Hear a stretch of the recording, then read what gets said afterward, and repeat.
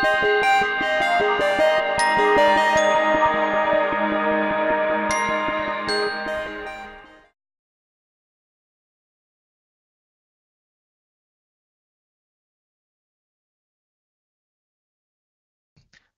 everyone, my name is Apurv Durga.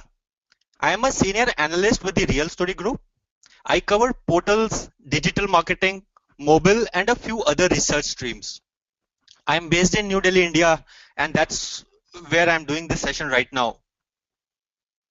So there's a lot of confusion with respect to the correct usage of portal tools. In fact, many customers are not even sure if portal is the right technology for their needs. Right? So we'll try and address this in this session today. We'll spend about 30 minutes or so in this session. I'll try to pack in as much as possible in say 25 minutes, and we'll have some time in the end for Q&A. There's a Q&A panel on your right, so you can post your questions to me using that. Or if you prefer, you can also email those questions to me, and I'll reply to you by email after the session is over.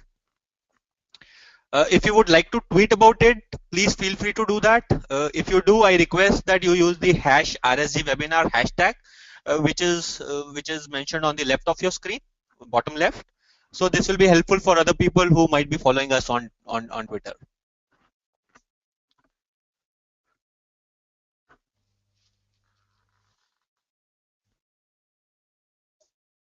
So let's start with a brief introduction to what we do. This will mainly be useful for people who are new to us. We are basically a buyer's advocate for enterprises looking to invest in digital workplace and marketing technologies. So what that means is that we analyze weaknesses and strengths of the tools as well as the vendors that we cover. And based on that analysis, we publish independent research that helps our customers sort out suitable technology choices for their own specific needs. We also provide advisory services. So that's the second part of our business. So in advisory services, we basically advise on successful technology selection. So we work with our customers and their teams on their initiatives for product and tool selection for things such as technology audits. We help them create their technology strategy, create a technology roadmap for this digital workplace and marketing technologies, and so on and so forth. Now, in doing all this, we take our independence really, really seriously. We don't do any of the things that other analysts would be too happy to do, right? So, for example, we will never consult vendors. We don't even speak at vendor events. We don't accept any hospitality from them. We don't do white papers for them or do any of the other similar natured things, right? So the keyword here are buyer's advocate and independent, which means we don't work for vendors ever.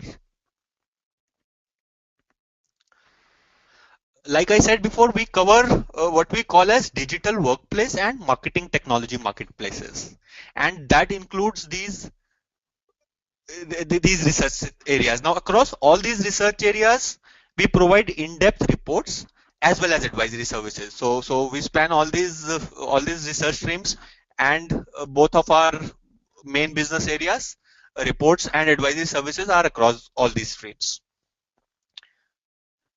We have this popular subway map that shows you the breadth and depth of our coverage. We cover about 200 vendors across all those research areas that I showed in the previous screen. Now, I encourage you to download a high fidelity version of this chart from our website. This chart makes it very easy to find out which vendor plays in which marketplace. So, for example, if you were looking to evaluate, let's say, a portal tool, the green line here gives you a list of key vendors to look at, right? So that's really helpful because every vendor claims to be doing everything, and this really makes it easy to identify which vendor actually does what.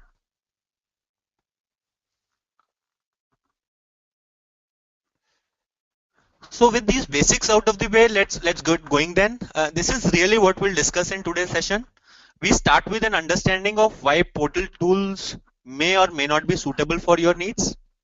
We'll look at some examples and see where portal tools might be more suitable than other tools or tools from other adjacent marketplaces. However, once you've decided that you want to use a portal tool, it's important to think of how to evaluate portal tools. So we will then look at ways of slicing and dicing the marketplace using three categories of evaluation parameters. We call them scenarios, portal services, and technology services. And then we'll summarize this with some charts and marketplace overview.